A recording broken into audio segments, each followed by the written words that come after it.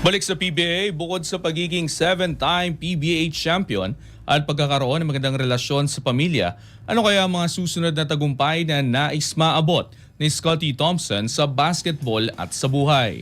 Ang ibang detalye alamin sa pag-abante ni Jake Mikulov.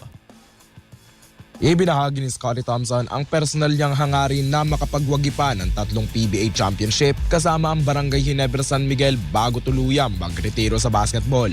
Sa isang social media post na ibinahagi ng kanyang misis na si Jinky habang nasa Taiwan, makikitang hawak ni Thompson ang isang sky lantern na may nakasulat na mensaheng 3 more championships and then retire. Ang 32 years old na dating PBA Most Valuable Player ay matagal nang itinuturing na isa sa haligi ng Ginebra, kilala sa kanyang all-around game, leadership at walang sawang hustle na naging susi sa mga naging kampyonato ng koponan. Bagamat wala pang itinakdang timeline para sa kanyang pagre-retiro, malinaw sa pahayag ni Thompson na nananatili ang kanyang determinasyon na magdagdag pa ng mga titulo para sa Gin King sa mga darating na conference. Bukod sa Ginebra, bahagi rin si Thompson ng Gilas Pilipinas pool na pinamumunuan ni Tim Cone. Patunay na mahalaga pa rin ang kanyang papel sa lokal at pambansang antas. Ako si Jake Mikulov, Abante Sports, now na.